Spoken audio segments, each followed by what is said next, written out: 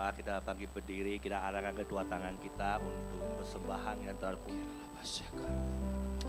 Kialabaya syandela papa papa papa papa papa papa papa. Papa ya syande papa papa papa papa papa. Kami bawa Tuhan persembahan yang terbaik di hadapan Engkau ya Bapa. Dan kiranya Engkau berkenan atas apa yang kami lakukan ya Bapa. Sehingga tingkat-tingkat ini dibukakan ya Bapa. Untuk gerejamu tempat ini, GBI Suhat 2 ya Bapa. Ada berkah yang mengalir Tuhan. Dari tempat paling atas Tuhan, turun ke tempat ini ya Bapa.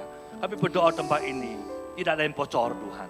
Dan kami terima dengan sempurna di dalam nama Tuhan Yesus. Akan dikembalikan 10 kali lipat, bahkan 100 kali lipat ya Bapa. Terima kasih Tuhan, terima kasih. Terima kasih Bapa. Kami berdoa di dalam nama Tuhan Yesus. Haleluya. Amin. Shalom, silakan duduk saudara. Terima kasih. Shalom, shalom saudara. Puji Tuhan, kita masuk minggu pertama di Jun 2025.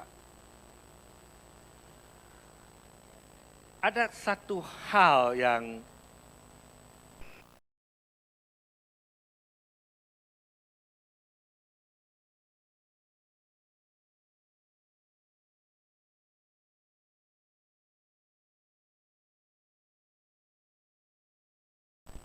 tapi banyak kita lupakan hal itu. Lupa praktekkan, susah praktekkan. Kadang-kadang malas kita praktekkan hal ini. Ada dua hal saudara. Kira-kira ada yang tahu isi hati saya enggak? Apa sih dua hal yang sering kita dapat, tapi kita susah, lupa kita praktekkan. Kadang-kadang kita sengaja nggak praktekkan hal itu. Saya dapat satu kesimpulan di sharing pagi ini, dua hal itu adalah doa dan puasa. Doa dan puasa itu akan membuat kita lebih mengerti kehendak Tuhan. Di hari-hari seperti sekarang ini, apa sih yang kita cari? Carilah kehendak Tuhan dahulu. Carilah kerajaan Tuhan dulu. Saya sharing sedikit. Beberapa minggu yang lalu saya ke luar negeri, saudara. Saya ke luar negeri, saya sampai di satu hotel, udah malam, dan saya istri dan anak saya, kita cari makan di food court. Food court itu makanan yang di dekat hotel lah, satu food court yang nggak terlalu mahal tempatnya. Dan kami makan, Pak. Saya pesan makan, kok nggak enak gitu ya. Ini food favorit saya sebenarnya. Nggak enak gitu ya. Saya coba makan lagi, nggak enak. Akhirnya makanan yang saya beli, saya buang. Saudara. Saya buang sama istri saya, dibuang ke satu tempat. Kalau di luar negeri kan bersih, dibuang ke troli lah gitu. Bukan langsung ke sampahnya, ke troli gitu ya. Terus saya pesan makanan lagi, yang berbeda. Karena food court harga nggak terlalu mahal gitu kan. Saya lagi makan, tiba-tiba istri saya datang ke saya. Dia panggil saya Korin. Saya Korinto, dipanggil Korin sama istri saya. Panggilan sayang gitu ya. Korin, kadang ya. Sini lihat. Saya lihat, saya bilang apain sih tarik saya gitu kan. Saya lagi makan, sini lihat dulu, lihat. Gitu ya. Selesai makan, saya samperin istri saya lihat. Ada ibu-ibu lagi makan, ambil di tempat sampah, makan sisa makanan saya. Wow, saya lihat, terus saya kayak nggak percaya itu, satu negara maju gitu ya, kok makan sisa makanan saya.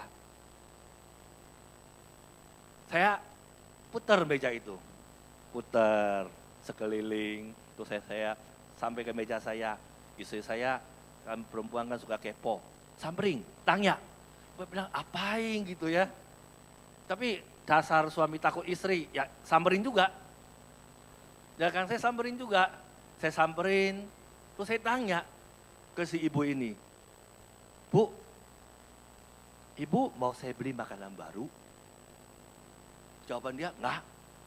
Tapi dia terus makan makanan sisa saya gitu loh. Bahkan saya kan saya kan makanya agak jorok. Kalau saya nggak suka makanan saya acak-acak gitu makanan saya kan. Jadi seolah-olah saya lagi makan gitu lah. Pokoknya istri saya tahu lah kalau makanan saya itu jorok. Tak, saya ulek-ulek gitu ya kan. Terus saya niatin orang makan sisa makanan saya, aduh hati saya gimana gitu ya. Terus saya bilang ke ibu ini, Bu, izinkan saya beli makanan baru. Keke nggak mau. Ibu ini nggak mau. Pokoknya dia nggak mau lah saya beli makanan baru. Terus saya napor sama ibu negara. Ya kan? Nggak mau orangnya. Gimana? Kan bukan salah saya dia nggak mau dong. Betul nggak? Saya tuh pengen ke hotel istirahat gitu ya. Istri saya bilang, tanya lagi. Kubrak apain gini orang dehnya. Tanya lagi. Saya samperin lagi meja ibu itu. Saya bilang, Bu, serius saya mau beli makanan baru buat ibu. Itu kan fokot. Jadi fokot kan macam-macam makanan. Saya kalau beli salah satu kan nggak tahu dia suka apa kan gitu. Jadi saya berusaha untuk komunikasi gitu, nanya gitu. Keke nggak mau. Akhirnya singkat cerita, ya udah saya bilang nggak mau.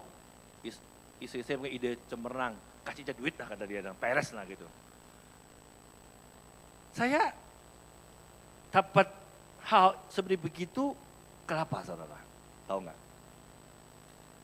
Tiap kali saya perjalanan dinas, kalau perjalanan ke luar negeri sama istri saya sebut perjalanan dinas saudara. Dinas itu kewajiban. Jadi wajib temenin istri, ya kan? Jadi saya kalau dinas sama istri saya itu kan waktu nyantai, nggak ada meeting, nggak ada apa. Jadi saya itu berusaha untuk pakai berdoa. Saya pakai berdoa, terutama saya doakan gereja ini. Tuhan, saya mau bawa kemana gereja GBI Suha II. Saya itu punya beban yang untuk semua jemaat dan diaken di tempat ini, Tuhan mau bawa kemana. Tuhan kasih saya satu ilustrasi seperti begitu, bahwa saya mendengar gitu. Tuhan suruh saya perhatikan orang-orang yang tidak mampu. Tuhan kasih saya satu ilustrasi di depan mata saya, dan orangnya ada di satu negara yang maju banget, dan orang juga ada orang susah di situ, saudara.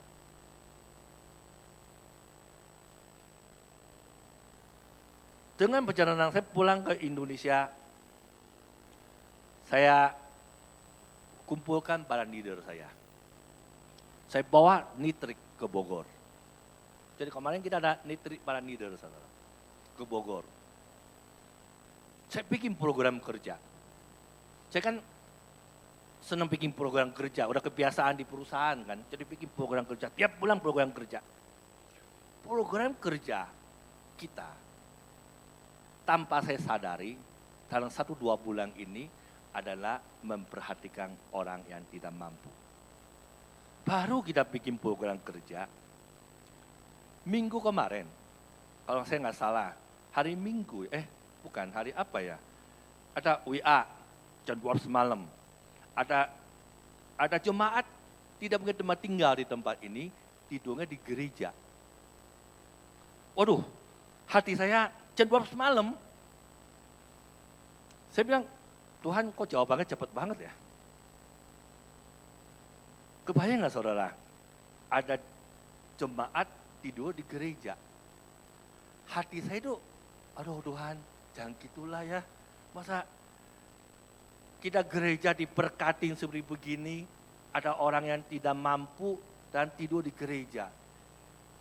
Puji Tuhan, besoknya, saya lupa hari apa ya, hari minggu itu kemarin hari Rabu ya, Kamis, saya lupa. Besoknya langsung Pak Rudi samperin dan beresin kos dia. Saya bilang harus ada tempat tinggal yang layak. Kita perhatikan orang-orang yang nggak mampu. Kita perhatikan orang-orang yang butuh bantuan, saudara. Wah, hati saya itu terharu banget. Terharu bukan karena terharu karena kita gereja bisa buat sesuatu buat orang. Gitu. Gereja ada manfaatnya gitu loh. Gereja jangan cuma bicara tentang sesuatu yang gimana amat. Di depan mata kita masih ada orang-orang seperti begitu, saudara. Orang tidur di gereja. Wow, buat saya wow banget. Saya akhirnya kita ngobrol pada tim pengembalaan. Kita bikin program kerja lagi. Karena ada kejadian begitu, kita bikin program kerja lagi. Aku di shoot video, kosnya, lumangnya, aduh benar-benar buat saya sangat memprihatinkan. Saya bilang, Tuhan kasih kami kesempatan untuk hal-hal seperti begini. Saya malah minta sama Tuhan, Tuhan kasih kami kesempatan untuk bisa melayani gereja Tuhan seperti begini. Gereja diberkatin untuk hal-hal seperti begini, saudara. Kita mau bikin di bulan ini untuk program kerja. Jadi kita pada kumpulin baju-baju bekas. Maaf, kalau kata sekum bukan baju bekas, apa? Baju layak pakai. Saya ditegur sama istri saya, tidak boleh ngomong baju bekas. Baju layak pakai. Kita kumpulin di rumah saya, nanti istri saya sama teman-teman dia sortir semuanya gitu kan. Dan kita nanti akan adakan semacam bakti sosial, kita siapin baju layak pakai, kita siapin beras, minyak, apa lagi ya? Saya lupa, pokoknya ibu-ibu dari pengembalaan udah siapin banyak hal untuk membantu orang-orang yang tidak mampu di gereja kita. Supaya apa, saudara? Supaya kemuliaan Tuhan dinyatakan di gereja ini. Supaya apa? Supaya kita semua diberkati, saudara. Perhatikan orang lemah dan Tuhan perhatikan kita, saudara. Maka kita juga sediakan amplop di depan. Namanya amplop persembahan khusus GPI Suhat 2. Betul ya, ini saya. Nah, itu udah dicetak sama Sekum. Kita kalau ada yang tergerak, mau bantu persembahan di depan, silakan. Saya kembali lagi untuk doa dan puasa, saudara. Kenapa sih kita harus berdoa? Kenapa anak Tuhan saya ini harus berdoa? Di Yesaya 59 ayat 1 dan 2,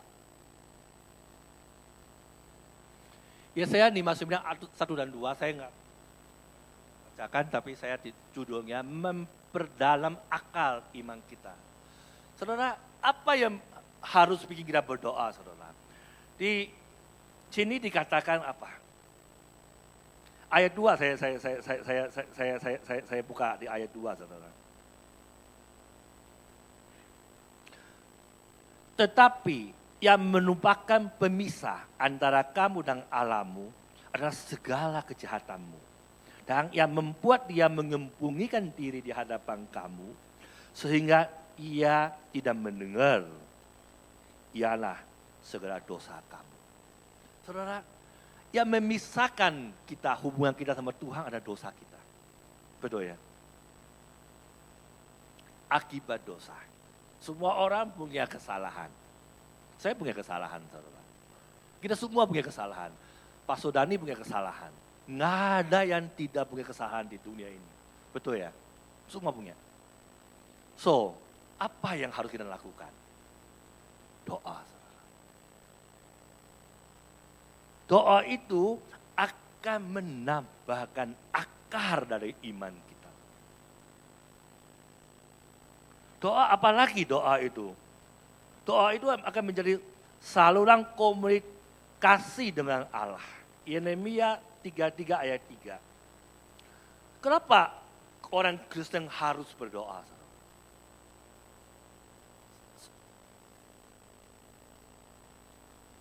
Berserulah kepadaku, maka aku akan menjawab engkau dan memberitahukan kepadamu hal-hal yang besar, yang tidak terpahami, hal-hal yang tak diketahui. Wow, saudara. Ada hal yang tersembunyi yang kadang kita nggak ngerti gitu loh. Ada hal yang besar, kita nggak tahu gitu loh. Betul nggak, saudara? Kita nggak tahu masa depan kita seperti apa. Kita nggak tahu besok terjadi apa. Betul ya, saudara. Maka dari itu, saya suatu hari, beberapa hari lalu lah, saya itu bangun jam 3 pagi.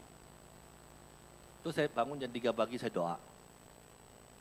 Saya doa gitu ya. Seolah-olah Tuhan, saya tidak ngomong saya mendengar, tapi saya bilang seolah-olah. Tuhan gerakin hati saya untuk ngajak para diaken GBI Suhat 2 untuk doa dan puasa bersama-sama. Maka jam 3 saya mulai WA. Saya itu WA pagi itu seneng saya. Saya WA di grup. Jadi saya tahu diaken yang bangun pagi siapa, yang bangun siang siapa gitu kan. Ya kan dari yang baca kan, tahu kan? Oh ini yang bangun lebih duluan suaminya daripada istrinya gitu ya. Tahu semua. Nah, saya mulai WA, saudara. Saya ngajak para diaken, saya ngajak para pendoa, saya ngajak pada pemimpin GC sekolah minggu untuk doa dan puasa. Saya cuma minta 3 hari. Doa sampai hari selesai terakhir makan jam 6, jam 7 malam, sampai jam 12 siang, saudara, besoknya. Saya minta 3 hari untuk doa dan puasa. Sometimes kita cuma doa, tapi lupa puasa. Sometimes kita puasa, tapi lupa doa. Puasa gitu ya. Sekarang puasa yang paling terkena apa? Intermittent ya. Tapi dia lupa doanya gitu. Cuma puasa doang. Itu kayak saya. Serius saya. Kadang-kadang saya itu puasa paling berat saya itu puasa di hari Minggu seperti sekarang. Kenapa? Ada kojodi, dia siapin kantin. Selesai ibadah, mereka makan. Kok ini enak loh kok. Dia tahu saya puasa, masih nangis saya enak loh kok. Ya kan, terus ada lagi orang, Bagem nggak mau coba, saya bikinin loh. Waduh, saya bilang, saya itu lagi puasa, dalam hati saya, aduh ini orang deh terkira-kira. Tuhan aja nggak nguji saya gitu loh ya kan. Dia akan nguji saya gitu loh ya kan. Terus si Nisa ngomong saya, kok nggak bohong, kok puasa? Astaga. Saya dianggap bohong sama dia coba. Gubrak gak? Jadi mereka gak percaya saya puasa, saudara. Karena perut saya kadang-kadang makin hari makin besar. Aduh. Jadi saya puasa paling berat hari Minggu. Kenapa hari Minggu? Karena hari biasa kan nyantai. Istri saya tahu saya suka puasa. Nyantai. Dulu ya di hari makan pagi. Sekarang udah tobat, saudara. Puasa. Puasa hari biasa gampang. Kenapa gampang? Saya bangun jam 4, jam 5. Saya activity jam 8 lah actually, ya kan. Nggak kerasa kalau kerja meeting, nggak kerasa jam 12 beres. Hari Minggu, jam 7, jam 6, jam 8, aduh itu anak saya suka bala-bala, kalau pembantu saya goreng bala-bala, waduh wangi banget gitu ya. Saya kadang-kadang cuma bilang, ujian datang di hari Minggu. Nah, puasa. Saya ngajak para diaken saya untuk puasa dan doa dan puasa. Saudara yang tergerak hatinya, ayo. Saudara yang punya beban. Saudara yang pengen tahu hal yang besar. Saudara yang pengen tahu rencana Tuhan yang terbaik. Doa dan puasa. Ikut yuk. Di hari Senin sampai hari Rabu cuma 3 hari. Kita mulai puasa. Nah tadi pagi saya berenang. Di kolam berenang saya tuh berdoa. Tuhan hari ini Tuhan mau kasih apa, saya sharing. Saya udah siapin, tapi Tuhan mau tambahin apa nggak sharing tempat ini. Saya tuh kepikiran gini, saudara. Puasa, saya belum ngomong sama tim saya, tapi boleh nggak kalau puasa itu kita bagi di 2 season gitu ya. Malam jam 9 gitu ya. Para diaken saya harap bisa ikut sama-sama. Kita jam 9 malam, pas saat kita puasa, kita doa sama-sama di rumah masing-masing. Ambil waktu 3-5 menit, frekuensinya sama. Jadi doa, misalnya hari Senin kita mulai doa. Senin malam jam 9 malam, yuk kita bawa gitu ya, beban kita masing-masing. Naikin doa sama-sama jam 9 malam. Itu dahsyat, saudara. Karena ada doa bersama-sama tempat ini. Doakan keluarga kita. Doakan pemulihan keluarga kita. Doakan anak-anak kita. Doakan keluarga suami, keluarga istri, keluarga mertua kita, doakan studi anak-anak. Doakan apapun yang Tuhan kasih. Saudara mau doakan saya, puji Tuhan. Doa mendoakan gereja, puji Tuhan. Bawa beban doa masing-masing.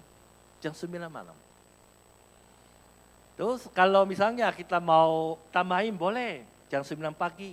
Dimanapun saudara mau lagi di kantor, saudara lagi di pasar, saudara lagi masak misalnya, mau kirim makanan ke rumah saya, mau masak dulu, boleh. Jam 9 pagi, doa dulu sebentar. Jadi jam 9 malam, 9 pagi kita ambil 2 kali dah doa yuk. Pendoa Ibu Pak Yehes ada ya? Ya, Ibu Foni ada ya? Ibu Pauling ada ya? Ya boleh Bu ya, kita doa 9 ke 9. 2 kali kita, 2 hari kita bawa dalam doa. Supaya apa? Kekuatannya besar. Doa bersama-sama saudara. Doakan selama ini apa jadi beban saudara. Saya lanjutin lagi. Di poin ketiga, kenapa anak Tuhan harus berdoa? Berdoa di 2 Tawari 7 ayat 14, dan umatku yang atas namanya ku sebut merendahkan diri, berdoa dan mencari wajahku, dan berbalik dari jalan yang jahat, maka aku akan mendengar dari surga, mengampuni dosa mereka, sedang memulihkan negeri mereka. Saudara, luar biasa doa kita, benar saudara. Kita diampuni. Kita dipulihkan saudara. Negeri aja dipulihkan, apalagi doa pribadi kita. Betul ya saudara. Ini dikatakan 2 Tawari 7 ayat 14. Tuhan akan memulihkan negara kita, pulihkan negeri kita. Apalagi doa pribadi saudara. Pasti Tuhan jawab. Saya masuk, kenapa tujuan kita untuk mengadakan puasa saudara? Tujuan puasa itu apa? Tujuan puasa yang pertama adalah merendahkan diri di hadapan Tuhan. Sometimes kita itu terlalu sombong. Minggu depan saya akan hadirkan satu hamba Tuhan bersaksi di tempat ini. Semua saudara kenal yang namanya Vitasari bukan? Vitasari yang di komplek Kurdi ya. Bosnya minggu depan saya ngundang untuk hadir kesaksian. Bagaimana seorang Ibu Esther, namanya Esther, dia berdoa dan berpuasa. Dia nggak pernah ngurus toko. Kan toko dia ngantri setiap pagi. Betul ya? Ada yang kalau belanja, kayaknya orang Bandung tahu Vitasari lah ya.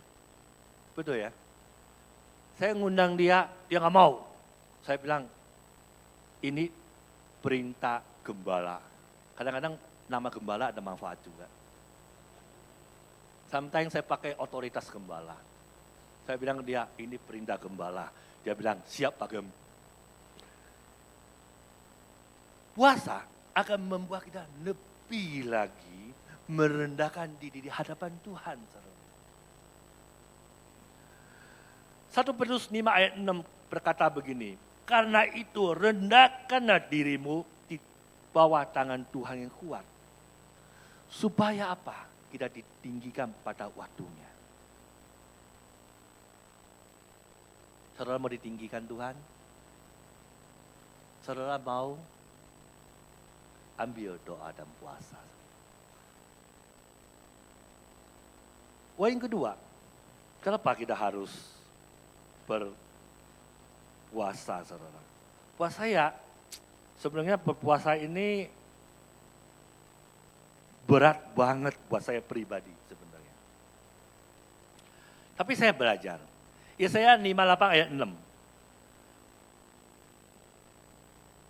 Berpuasa yang kuhendaki ialah supaya engkau membuka apa saudara? Dan melepaskan apa? Supaya engkau memerdekakan orang yang teraniaya dan mempatahkan setiap apa saudara? Luar biasa. Saya baca ayat firman Tuhan ini, saya cuma bilang, wow. Ada yang mau ikut doa dan puasa? Amin. Aminnya cuma Yotaf. Dia sama saya padangnya sama. Mirip-mirip. Dia penuh puasa ya Yotaf ya. Biar hadirat Tuhan lebih luar biasa bawa pujian dan penyembahan. Ini luar biasa saudara. Ayat firman Tuhan ini. Saya mau saksikan sedikit tentang kehidupan saya. Suatu saat saya diizinkan Tuhan untuk buka kantor di Bali. Dipimpin satu hamba Tuhan seperti Yotaf. Dia WL di gereja. Buat saya, wow. Saya dapat hamba Tuhan, direksi saya keren loh ya. Direksi saya hamba Tuhan, bawa WL, dan bisa bawa pujian penyembahan. Wow, pasti gereja saya diberkati Tuhan. Gereja saya, usaha saya diberkati Tuhan. Kenyataannya nggak gitu, saudara. Bali saya hancur. Babak belur. Saya nggak bisa tembus. Istri saya bilang, Lindo, Korin, omset kamu di Bali itu berapa ya? Saya bilang, aduh omsetnya kayaknya rugi deh kita. Saya rugi, saudara. Omset saya di Bali. Satu hal yang saya lupa lakukan di Bali adalah puasa. Saya cuma doa. Waktu saat pembukaan, saya datang ke Bali. Saya doa, saya urapin. Benar-benar saya lupa yang namanya puasa. Saya andalkan diri saya sendiri. Saya itu orangnya, kadang-kadang kalau nggak gitu, Tuhan hajar saya. Gitu loh. Saya andalkan saya sendiri gitu. Saya hajar Tuhan luar biasa. Selama hampir 2 tahun ada ya? 2 tahun ada ya? Perusahaan saya minus di Bali. Padahal yang mimpin ya direksi saya itu ya kerennya seperti Yotaf lah. Cuma dia saya sedikit lebih gemuk sedikit. Ya kan? Para staff saya ada yang akan di The Rock lah, ada yang dari GBI lah, ada juga satu dari ini yang dulu WL, Andre sama istrinya, dulu WL kan keren loh. Itu staff saya itu keren-keren di Bali loh, luar biasa, hancur, bapak penur saya, ya kan? Saya lupa satu hal, puasa. Saya minta ampun sama Tuhan. Tuhan, saya minta ampun. Saya panggil para direksi saya cuma bilang, puasa. Saya ambil puasa. Saya ambil puasa. Tiba-tiba saya diingetin sama satu anak muda. Anak muda ini Gunung Kawing, umur 23 tahun. Anak muda, benar-benar anak muda. Saya telepon dia malam-malam. Saya telepon dia jam 10 malam. Saya kalau ada sesuatu saya cepat. Jam 10 malam saya telepon dia. Namanya Aldo. Do, kamu ke Bali. Kok saya ke Bali? Kapan? Besok? Hah? Apain kok? Mimpin kantor saya di Bali. Saya cuma bilang sama istri saya kali ini. Saya mau coba anak muda. Tapi saya ada doa dan puasanya. Saudara tahu nggak? Saya di Bali, dia di Bali. Wow, grafis saya langsung naik. Keren banget. Anak muda umur 23 tahun. Saya kirim ke Bali, prestasinya tak naik. Kenapa saudara? Bukan gua gagah dia, karena doa dan puasa.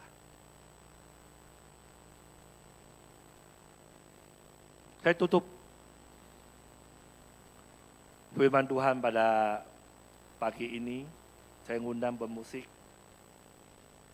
Imam musik silakan. Ada saudara jenis rintangan kita. Ada jenis masalah kita nggak cukup dengan doa-doa, saudara. Saya buka di Matius 17 ayat 21. Matius 17 ayat 21. Jenis ini tidak dapat diusir kecuali dengan doa dan puasa.